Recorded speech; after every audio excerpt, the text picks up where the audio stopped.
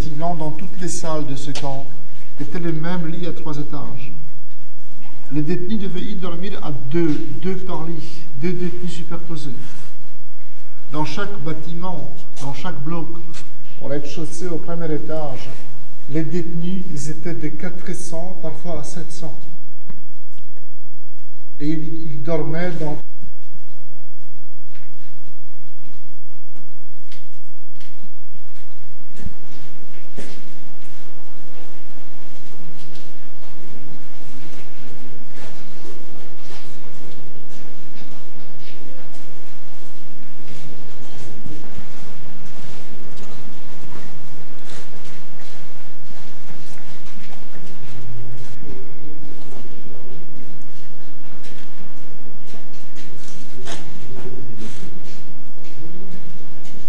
arrêtés dans les camps par la Gestapo. Après, ils étaient tous fusillés là.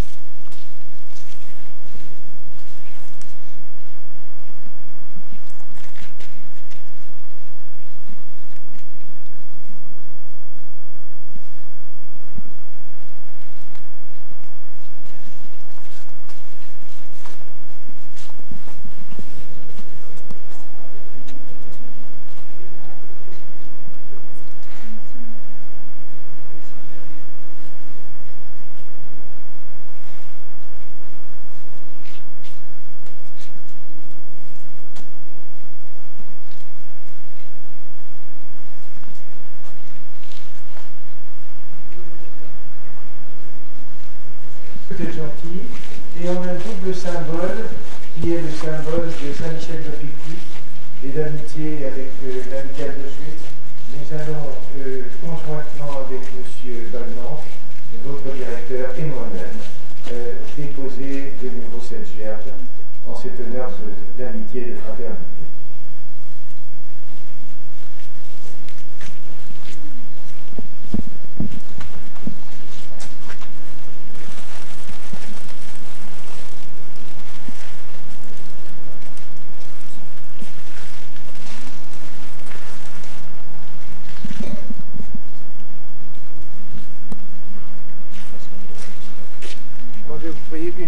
silence.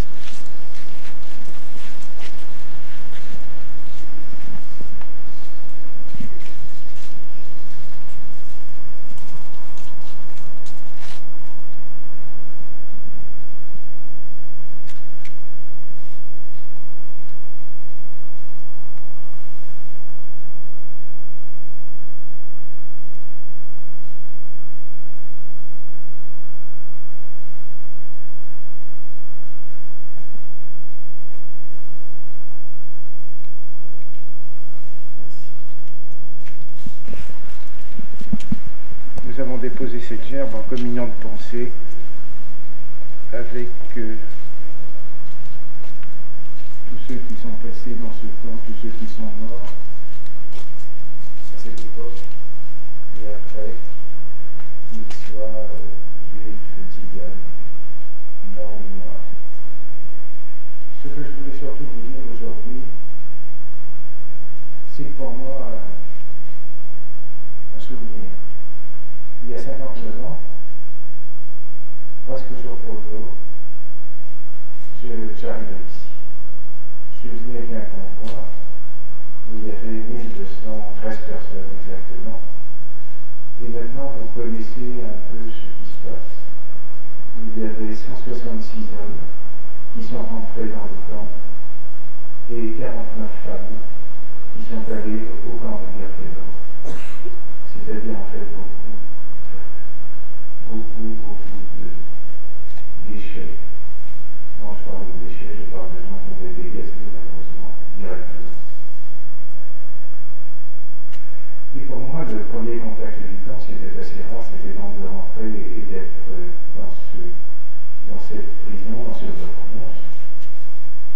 Et ce premier contact a été, j'avais 18 ans, hein, c'était votre âge. Ça a été les coups. Et en montant l'escalier, pour certains qui ont vu cet escalier, un de mes camarades, il avait à peu près mon âge, reçoit un coup de cravache et sur un œil saute. Ça a été le premier contact réel avec ce qu'était la vie de ce camp d'Auschwitz. Mais dans ce camp, dans cette cour, elle est également chargée de symboles. Puisque d'un côté, c'est le bloc 11 qui était la prison du camp, donc la prison à l'intérieur d'un camp de concentration, et vous avez vu ce que ce pouvait être. Puis de ce côté-là, toutes les fenêtres sont fermées, et bien elles étaient déjà fermées comme ça. C'est le bloc 10, le bloc des expériences. C'était des expériences pour faciliter l'eugénisme. L'eugénisme, c'était là où, en particulier, de très nombreuses femmes ont subi des expériences, ont été stérilisées, où il y avait des expériences pour aller le plus vite possible pour pouvoir stériliser les gens. Je crois qu'il faut bien se rendre compte que dans le cadre de tout ce qui se passait dans ce bloc, c'était non seulement pour, je dirais, l'immédiat, mais c'était aussi pour préparer l'avenir de ce que devait être le grand RH. Et je vais vous dire quelque chose qui me paraît inimaginable parce que j'ai eu beaucoup de peine à le croire, et pourtant c'est un chercheur actuel qui s'appelle Benoît Massin qui nous a expliqué que ici ont été préparées des expériences, tenez-vous bien, je dis 1000 pour pouvoir stériliser 1000 personnes à l'heure. C'est-à-dire que les choses étaient préparées pour pouvoir supprimer la capacité de se reproduire pour 1000 personnes à l'heure. C'est tout à fait extraordinaire. J'oserais employer une phrase de Elie Wiesel qui a dit ici, au temps de la nuit, les médecins n'étaient pas là pour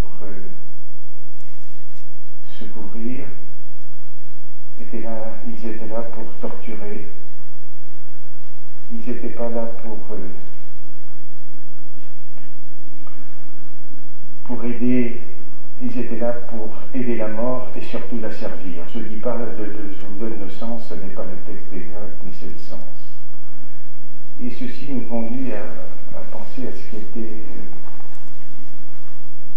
à ce à quoi on peut arriver lorsqu'on sort de l'humain et lorsque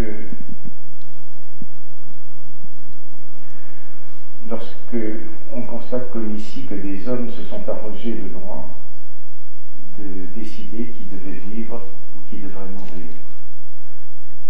Pensez à ces cris muets des mères qui ont vu partir leurs enfants, leurs frères aussi, leurs sœurs, leurs amis. Moi je les vois toujours, ces gosses qui étaient sur ce qu'on appelle ici la rampe, tous ceux qui sont partis, parce qu'au-delà, aujourd'hui, vous avez des chiffres, toujours des chiffres abstraits, 1 million, 10 millions, ça ne représente rien, mais imaginez que vous êtes parmi ceux-là, et chacun a une âme, chacun a un cœur, c'est votre frère, c'est votre sœur, c'est votre ami, qui sont partis, pourquoi? Parce qu'ils étaient nés ce qu'ils étaient. Aujourd'hui, on essaye de comprendre ce qu'était Auschwitz. Auschwitz est une rupture. C'est une rupture avec la vie. Ça a été aussi une rupture avec l'histoire.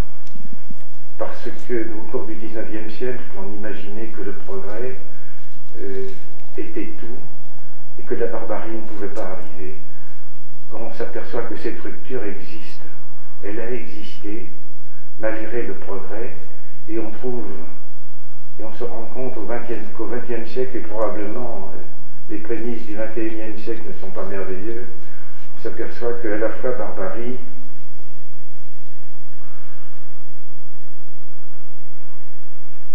on s'aperçoit que la barbarie peut également exister avec le progrès. On pourrait presque dire qu'ils ne sont même plus antinomiques. Et cela nous amène, doit vous amener à réfléchir beaucoup, au sens de ce qu'est Auschwitz, de ce qu'est la barbarie, de ce qu'est aussi l'idéologie. Je dirais simplement pour terminer qu'ici, à Auschwitz, l'idéologie est devenue réalité. C'est-à-dire que des hommes ordinaires ont été capables d'être des barbares, et de tuer dans une usine, d'une usine de mort, et de retrouver leurs enfants avec tranquillité et calme. Alors jeunes gens, jeunes filles, ce voyage, vous le devez à vos professeurs, vous le devez à votre école, et moi je la remercie, cette école, comme je remercie en particulier votre directeur, de vous amener ici. Parce que c'est à la fois une école de réflexion, mais je voudrais aussi dire simplement quelque chose de tous les camarades déportés connaissent et ressentent. Nous avons vu tellement de gens mourir, et tellement ils nous disaient, si tu rentres, dis ce que des hommes ont fait à d'autres hommes, comment cela a été possible. Et bien, M. Valmont, je vous remercie d'avoir pu le réaliser.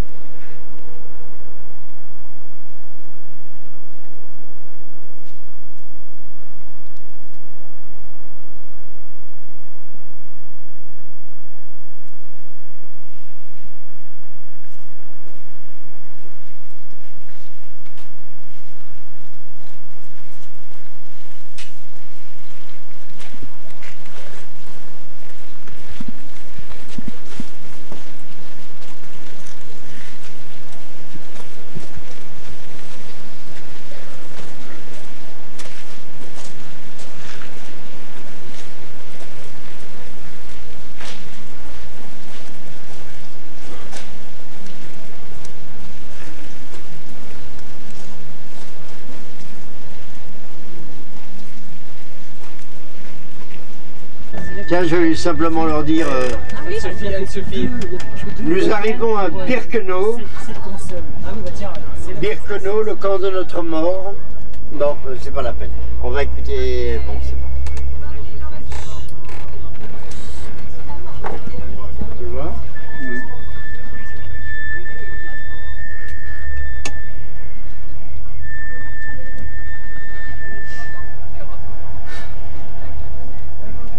Vous laisser les sacs ou ça... Oui, bien sûr, sans problème. Oui, sans problème. Hein. C'est pareil comme en Auschwitz. Hein. Vous pouvez laisser vos affaires si vous voulez. Comme le parking était plus surveillé, donc... Bon, tout à l'heure, vous allez visiter, donc ça sera pareil comme à Auschwitz. Vous pouvez laisser vos affaires dans le car sans problème. Ne vous inquiétez pas.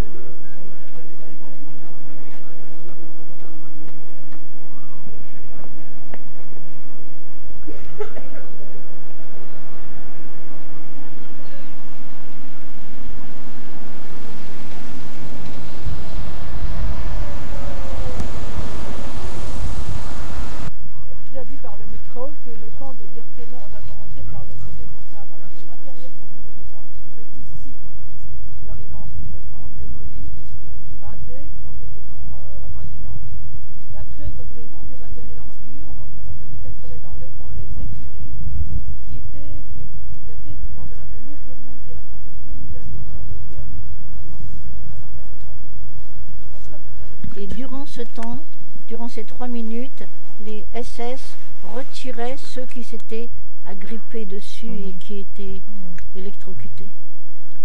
Parce qu'il y avait quand même des gens qui ne pouvaient plus supporter la vie. Parce que les gens souffraient beaucoup physiquement, mais très psychiquement. Il y avait une déshumanisation pratiquement du premier moment dans le camp. Et en passant la porte du camp, il fallait oublier complètement quelques notions, telles que l'intimité, tout à fait, l'hygiène, le savon, les papiers de toilette, ça n'existait pas. Et puis pendant les appels, on présentait le nombre des personnes par baraquement, par groupe, par le nombre de morceaux. Stück en allemand, oui. On ne parlait pas jamais. Du bist ein Stück, tu as un No, morceau. Stück. Pas des hommes, il n'y avait pas dans le camp ni des hommes, ni des femmes, ni des enfants, mais il y avait seulement Nous étions des morceaux. Stück. Oui, Stück. C'était compté par Stück. Alors c'était choquant pour les gens qui n'étaient pas habitués à un tel traitement, oui. Faire ses besoins en commun, en présence de quelques centaines de personnes, c'était choquant. Puis prenant une douche en présence des milliers, pas des milliers, des centaines de personnes, c'était aussi choquant, etc. Le traitement qu'il était, on ne savait jamais quoi faire dans les camps, parce qu'une fois on a fait une bonne mine, on a reçu un coup, puis on a fait une mauvaise mine, enfin on a reçu un coup, on marchait trop lentement une fois, on était battu, on marchait trop vite, on était battu. Même dans les toilettes, il tapait à tout casser. Dans les latrines. Dans les latrines. Parce que dans les Dans les- il n'y avait dans pas les de toilettes, mais il y avait latrines, les quoi. latrines. Où il y a les trous, des petits trous, vous On va allez les voir. voir Oui, on y d'ailleurs. va maintenant. Où il y a des...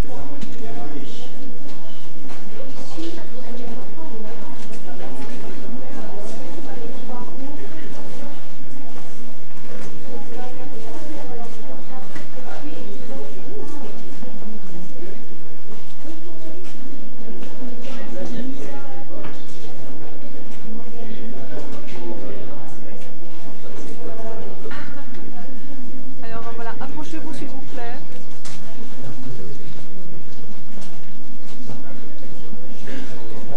Bien, tous les groupes est là, je vois des jeunes.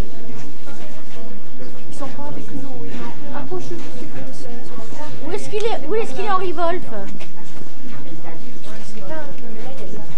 Non, c'est Henri Wolf. Parce que ça, ce sont des latrines modernes. Lui, il a connu les premiers. Vous avez visité ce matin Auschwitz 1. Alors à Auschwitz, les premiers locaux sanitaires ont été créés en 1941. Avant, il n'y avait pas de locaux sanitaires à l'intérieur des blocs. Il y avait une latrine commune pour tous les prisonniers. Et devant chaque bâtiment, il y avait 2 robinets pourvus de l'eau. Alors, imaginons-nous la toilette, par exemple, du matin ou du soir. 1000 personnes étaient incarcérées dans un bâtiment et il y avait seulement 2 robinets pourvus de l'eau. Qui arrivaient à se laver, les personnes jeunes, fortes, qui savaient se battre, les personnes malades, âgées, ne se lavaient pas. Alors à Birkenau, les premières latrines ont été construites en 1944, à la fin du fonctionnement du camp. Avant, c'est-à-dire dans les années 1941-1943, il n'y avait pas de latrine. Les prisonniers se lavaient partout, dans des flaques d'eau, au moyen de la neige en hiver. Il fallait aussi assouvir les besoins naturels dans des fosses communes. C'était des fosses très primitives. Comme le sol était boueux, les prisonniers facilement glissaient, tombaient dans ces fosses et ils se noyaient dans les excréments. Alors voilà, les conditions pareilles ont été créées à la fin.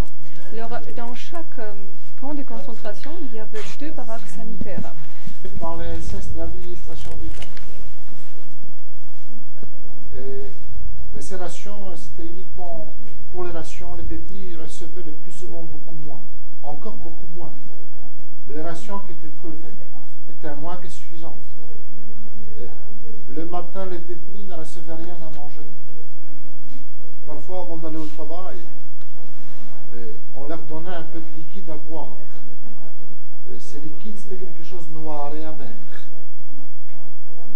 Très souvent, c'était fait à la base des herbes séchées. À midi,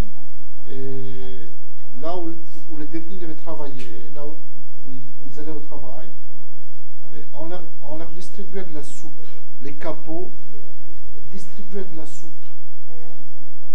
Cette soupe, c'était aussi quelque chose, on ne savait pas de quoi c'était fait, avec un peu de quelques morceaux de betterave, des choux putrides. Moi, je connais quelques survivants qui témoignent et quand ils étaient au camp les premiers jours, quand on amenait là où ils devaient travailler les tonneaux avec de la soupe, quand on ouvrait les tonneaux, l'odeur de cette soupe était tellement épouvantable qu'ils disent que les premiers jours, ils n'en mangeaient pas. Mais ils douce qu'au bout de quelques jours, ils se battaient pour en avoir plus. Le soir, quand M. Israël vous en a parlé tout à l'heure, on ne pouvait pas s'asseoir, mais ça se passait dans les baraques. Après l'appel, les capots, les chefs de baraque, chacun devait attendre son tour pour recevoir un petit bout de pain noir avec un peu de margarine, parfois avec un peu de la confiture, un peu de marmelade. Morceau de saucisson. Ça dépendait où l'on devait travailler. Où l'on devait travailler aussi. Et c'était tout pour 11, 10, parfois 12 heures de travail par jour. Puisqu'on avait de la dysenterie, on avait besoin d'aller très souvent aux latrines, mais on ne pouvait pas le faire. Les détenus ne pouvaient pas aller aux latrines quand ils en avaient besoin. Ça se passait le plus souvent comme ça, c'était l'ordre du jour. Après l'appel, on devait attendre devant la porte d'entrée de la baraque latrine pour pouvoir y rentrer pour quelques secondes. Il y avait toujours des capots, des chefs de baraque latrine qui étaient à côté pour qu'on ne reste pas trop longtemps. Si on a resté trop longtemps, on était frappé et jeté dehors. Parce qu'imaginez, tous les matins et tous les soirs, 4, 5, 6 000 détenus qui attendaient devant 2 baraques pour pouvoir y rentrer pour quelques secondes. C'était de même le soir, après la rentrée du travail. Et la latrine, c'est ce que je vous entends dire, regardez, ce n'était que des trous, creusés dans le sol. Il n'y avait pas de canaux d'évacuation. Il n'y avait pas d'eau. Il y avait une équipe de détenus qui devait les vider tous les jours avec des seaux. Il y avait la responsable de ce bloc qui faisait sa cuisine dans un coin et qui n'aurait jamais donné sa place à personne. À la pelle partie des côtés, il y avait des lavabos en béton. Il fallait aussi avoir la chance d'avoir un petit filet d'eau. C'est ça. Là, comme vous avez dit tout à l'heure, l'eau était jaune, froide, non potable. La dysenterie, c'était quelque chose de terrible. Parce que, imaginez, vous savez, on se retenait, et puis c'était toujours, contrairement à ce qu'on peut, même avant d'arriver, quand vous ne pouvez pas vous retenir, c'était plein d'excréments. Ce qui veut dire que dans ce genre de choses, on se mettait debout et on se salissait, on était obligé de se mettre debout. Et de s'accroupir, et par conséquent, c'était de moins propre. Et si on voyait la Schalzerine, moi c'était pas le Schalkmeister, dans les trucs où j'étais, alors on recevait des coups parce que c'était ça. Mais je voulais surtout parler des problèmes de dysenterie et de ce qu'il fallait pour vivre. Et ceci m'est arrivé à moi personnellement. Si vous aviez la dysenterie, il n'y avait pas d'autre solution que de ne pas manger du tout et d'essayer de trouver par terre, lorsque vous sortiez, de prendre des morceaux de charbon de bois ou de bois incomplètement brûlé, de façon à éliminer les gaz. Je ne sais pas si le médecin est là, vous pourrez vous dire. Il n'y avait pas d'autre solution. C'était ou 24 heures ou 36 heures minimum de jeûne absolu, sinon c'était la mort. Et ce qui était pour nous, je dirais, le plus terrible sur soi-même, c'est que lorsque vous faites sur vous-même et que vous ne pouvez même ni vous laver, et que vous sentez mauvais et que les gars vous jettent dehors en même temps, bien c'est abominable, et que soi-même on ne peut prendre, je dirais, on ne peut pas se regarder en face. C'est aussi une de ces humiliations absolument terribles dont beaucoup d'entre nous ont souffert. Et le nombre de morts qu'il y a eu ici par dysenterie au camp de Birkenau, je crois qu'en 1942 et 1943, a été considérable, surtout en 1942. C'était l'une des plus grandes causes de mortalité avec les poux. Par le typhus. Enfin, avec les typhus, avec les poux, avec le typhus étant terrible. Et nous, les femmes, on n'avait pas de culotte. Pas de culotte. Ah oui.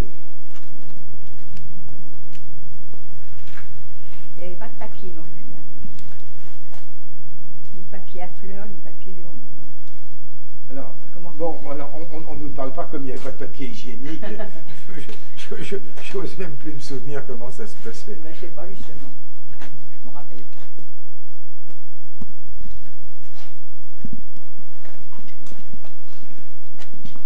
J'ai vécu la chiasse, moi. Vous en êtes sorti de dysenterie? Pardon? Vous en êtes sorti? Je m'en suis sorti, ouais. Comme ça. Je m'en suis sorti comme ça. J'étais à côté, dans un petit camp qui était devant l'aide d'Achot. Mais je crois que je n'ai pas mangé pendant 36 heures, quoi, au moins 36 heures. Et alors ce qu'il y a, c'est que comme on sortait à l'extérieur, j'ai trouvé du charbon de bois, du bois terre. Donc je mangeais du bois. Du bois brûlé, quoi. Et c'était la seule méthode. Hein. Parce que là, déjà, vu l'état général, une déshydratation là-dessus, la mort assurée. J'étais maigre et je disais, heureusement, moi je suis pas maigre, on ne risque pas la sélection. Quand je suis rentrée à Paris, que je me suis vue dans une glace, que j'avais le squelette comme les autres, hein. Heureusement que c'était une fois que j'étais à Paris, sinon j'aurais eu peur. Hein. Ah là, il n'y avait pas besoin de faire de régime, vous avez trouvé les Allemands.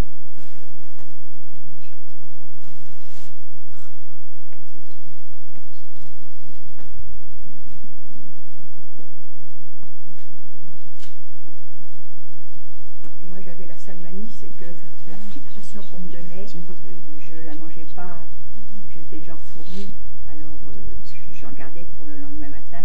Et souvent, on parle de solidarité, mais la solidarité c'est que moi je nourrissais les autres parce qu'on me fauchait ce que j'avais, et je pendant on dormait dessus, mais on me fauchait, c'est même pas c'est le sang, je faisais toujours ça quand même. Il y a une chose aussi, c'est que de temps en temps, on avait le droit à ceux aux rivières avaient le droit à des pommes de terre. Quand je dis des pommes de terre, c'était des épluchures de pommes de terre. Et quand le jour où on avait une ration de pain et de confiture ou de margarine, alors ceux qui étaient malades aimaient mieux manger ça que leurs pommes de terre. Alors j'allais échanger ce que j'avais eu pour une gamelle d'épluchures, et j'avais l'impression que mon estomac était bien rempli quand j'avais mangé ma gamelle d'épluchures. Je continue à manger les épluchures de pommes de terre, mais elles sont cuites. Quand je suis rentrée, je me rappelle, j'ai essayé de faire des épluchures de pommes de terre crues. Quand on en trouvait par terre, c'était le luxe, on se régalait avec. Mais quand j'y ai goûté, j'ai dit, oh mon Dieu, comment on a pu manger ça? C'est mauvais la pomme de terre crue. Hein. Si ouais. genre, même les épluchures, surtout les épluchures, quand elle a traîné sur les rails. C'est mauvais. Hein. C'est mauvais.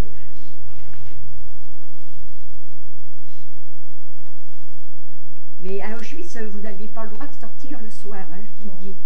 Nous, mais ça, ici, c'était un peu la jungle, hein, Birkenau, par rapport à l'autre côté. Nous, on était très... Et il y avait entre deux rangées de blocs, moi je ne reconnais rien du tout. Hein. Mais tu n'es pas de l'autre côté.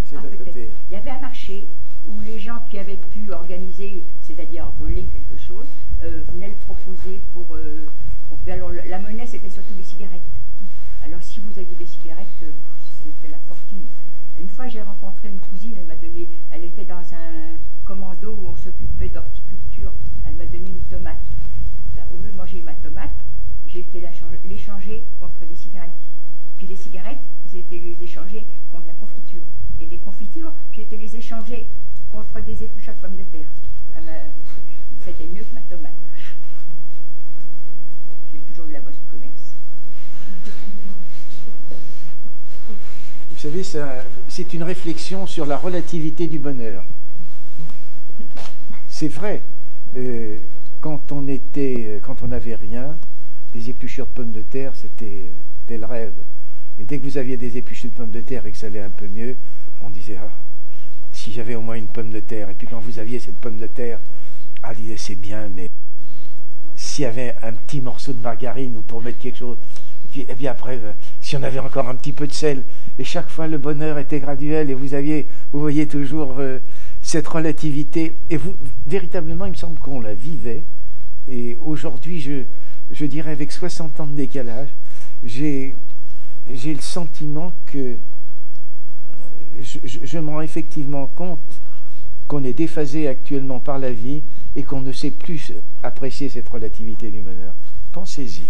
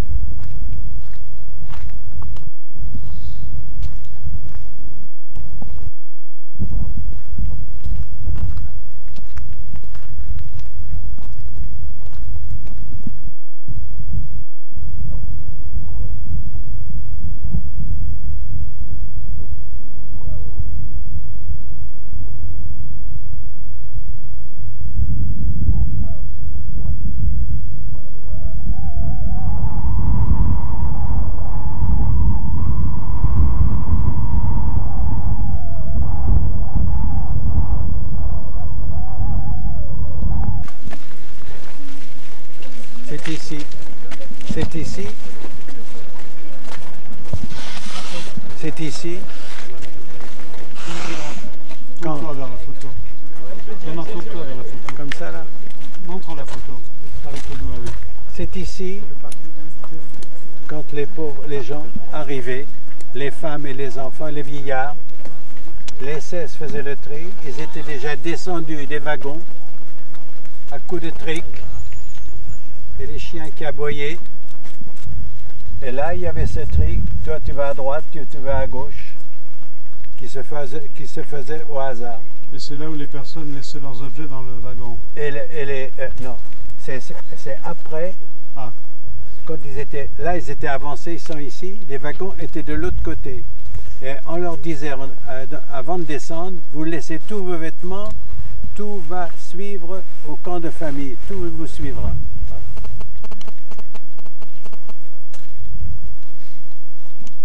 Combien de temps tu étais là? Moi j'étais là pendant 1 an environ. J'ai assisté à et tous les jours, il y a des jours, il arrivait à peu près 10 000, 15 000, 20 000 personnes par jour. Et certains wagons, quand les SS les ouvraient, il y avait pas mal de morts. Et ces morts étaient emmenés sur des chariots devant les fours crématoires.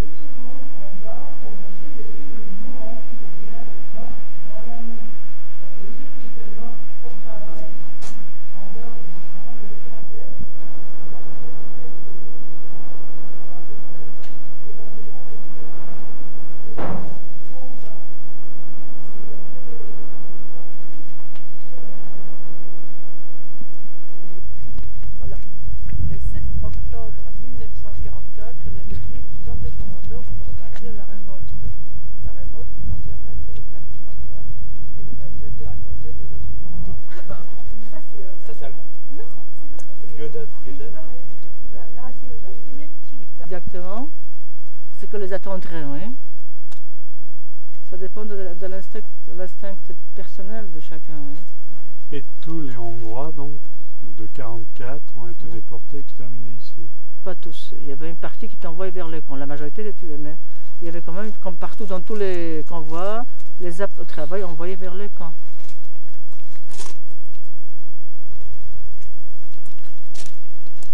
La personne maintenant.